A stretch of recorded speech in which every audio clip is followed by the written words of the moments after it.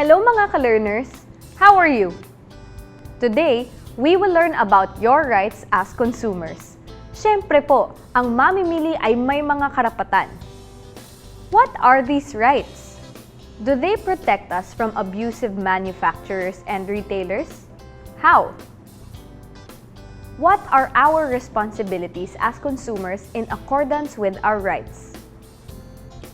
After this lesson, you should be able to explain laws protecting consumers and the rights of consumers. Take a look at the following scenarios. 1.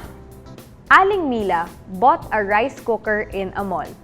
Before buying the rice cooker, she carefully inspected it and even tested it.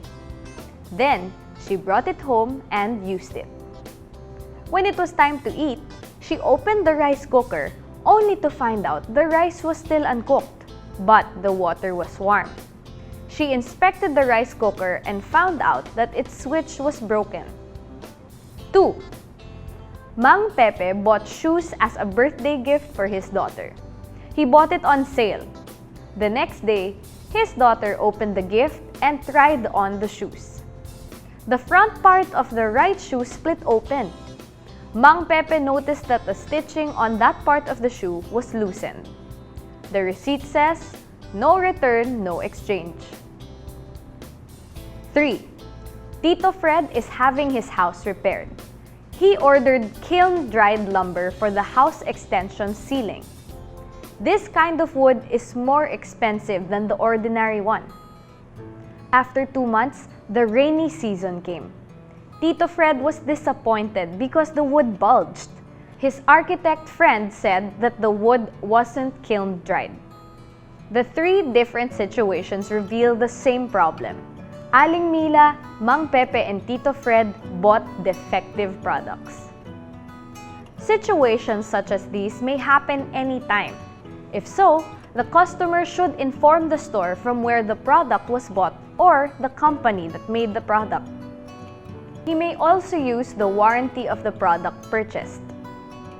Appliances like electric fan, television, radio, and iron have warranties when you buy them in malls and stores.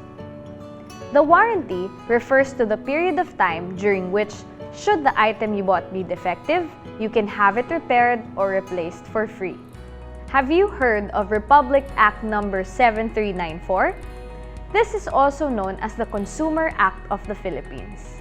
Why was this made into law?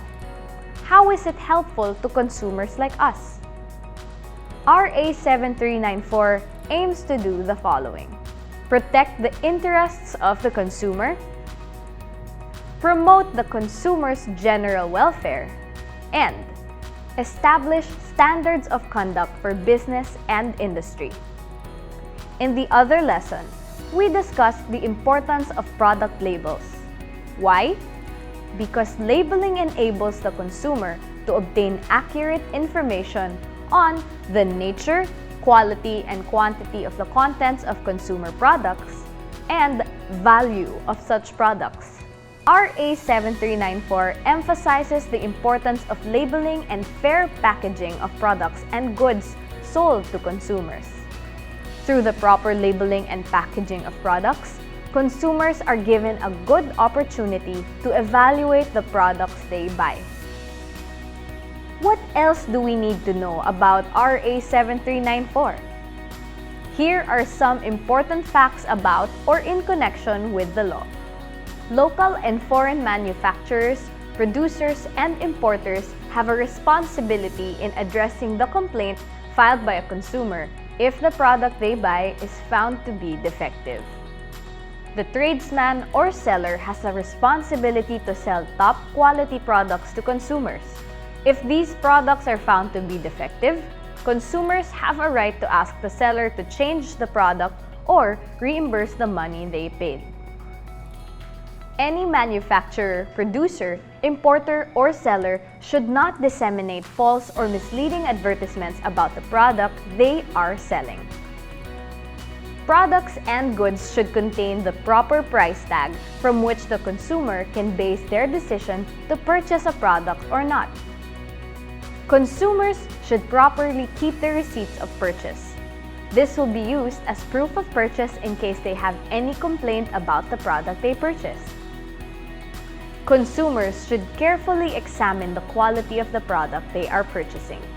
Products can only be changed or reimbursed by consumers if these are proven to be defective upon purchase. Consumers can't file a complaint against a manufacturer, producer, importer, or seller if they were the ones who damaged the product. Products and receipts should not indicate no return, no exchange labels. However, this is allowed for products that can be damaged by fire or water. If a consumer bought a defective or damaged product, here is what they should do according to the Department of Trade and Industry, or DTI. Number 1. Know the problem. Think about what remedy you want. Refund, have your money back, repair, fix the product, or replace, change it with a newer stock. Number 2. Look for the receipt, warranty card, or contract. You will need to show this to the store or the manufacturer when you file your complaint. Number 3. Go back to the store and look for the salesperson who sold you the product. Explain your problem and what you want to be done about it. You may set an appointment with the manager if necessary. Number 4. If your complaint wasn't properly heard by the store or company who made the product, write to an agency that can hear your complaint. What should be written in the letter? These are what should be found in the letter which you are going to send to an agency like the DTI. Your name and address, the store or company where you bought the damaged or defective product, name of the salesperson and the place and date concerning the complaint, important documents like receipts and contracts, and statement that you are willing to face the persons concerned if necessary. You should also remember that a problem can always be solved through peaceful discussion. Don't let your anger rule and don't be swayed by your emotions. Be calm while discussing. It would help solve the problem faster. According to the RA 7394, we can file our complaints about our purchases with the following agencies. 1. Department of Trade and Industry, or DTI. Consumer Product Quality and Safety Office, Weights and Measures or Metrification Office, Labeling, Packaging and Price Tag Office, Consumer Products and Service Warranties Office, Advertising and Sales Promotion Office, Service and Repair Shop Office. 2. Department of Health, or DOH, Food, Drugs, Cosmetics and Devices Office, Hazardous Substances Office, Labeling, Packaging and Price Tag Office, Advertising and Sales Promotion. 3. Department of Agriculture, or DA, Product Quality and Safety, Packaging of Agricultural Products. 4. Central Bank. 5. Securities and Exchange Commission, or SEC. For example, if you purchased a defective refrigerator or a defective electric fan, you may file a complaint with the Department of Trade and Industry, Consumer Products and Warranties Office. For medicines which are not properly labeled, you may file a complaint with the Department of Health, Labeling, Packaging and Price Tag Office. The agency with which you will file your complaint will depend on the product you purchased. It is important to remember these agencies. They can help you in processing your complaint about a defective or damaged product that you purchased. Study the scenario. Woman, I just bought this yesterday. Now it's not functioning. Officer, don't worry, ma'am. We'll do something about the situation. The woman is talking to a consumer arbitration officer. What is a consumer arbitration officer? According to RA 7394, the consumer arbitration officer has exclusive jurisdiction to mediate, conciliate, hear, and pass judgment on all consumer complaints. He shall conduct hearings on any complaint received by him or referred to him by the National Consumer Affairs Council, or NCAC. What is the National Consumer Affairs Council? This is a council created by RA 7394 to oversee the implementation of the law. The NCAC was established to improve the management, coordination, and effectiveness of consumer programs.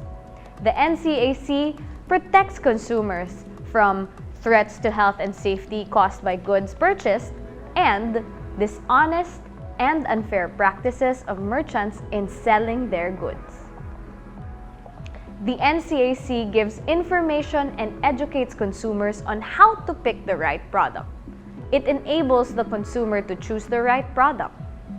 NCAC also guides the consumer to avoid unfair practices of some manufacturers, producers, importers, and sellers. RA 7394 was enacted as a law in order to protect the rights of consumers. It also determines the responsibilities of manufacturers, producers, importers, sellers, and even the consumers themselves. According to the law, people who violate the rights of consumers shall be punished. These are the penalties. Criminal punishment. Those who disobey laws covering food, medicine, cosmetics, and poisonous products are subject to punishment such as a fine not lower than 500 pesos and not more than 20,000 pesos or imprisonment for a period of 3 months to 2 years. It will be the court's decision how much the fine or imprisonment will be. Administrative punishment. According to the gravity or seriousness of the case, a penalty not lower than 500 pesos and not more than 30,000 pesos may be implemented. If violation continues, the punishment is 1,000 pesos per day of offense.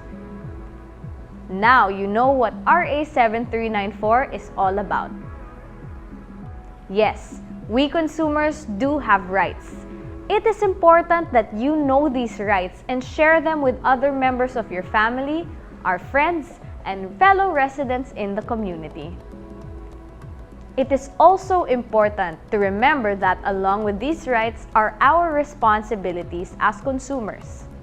Let's remember, RA 7394 or the Consumer Act of the Philippines is a law that protects the rights of consumers. There are agencies that answer complaints about defective or damaged products. Complaints can be resolved calmly between the consumer and the seller or manufacturer. The National Consumer Affairs Council was established to improve the management, coordination, and effectiveness of consumer programs. That's the end of our lesson on consumer rights. I hope that these learnings will help you become more aware of your role as a consumer of both essential and non-essential items. Kung gusto ninyo ng bago o mas updated na impormasyon, pwede ninyong puntahan online ang mga website ng iba't ibang agency ng gobyerno. Marami pang matututunan doon. See you on the next episode!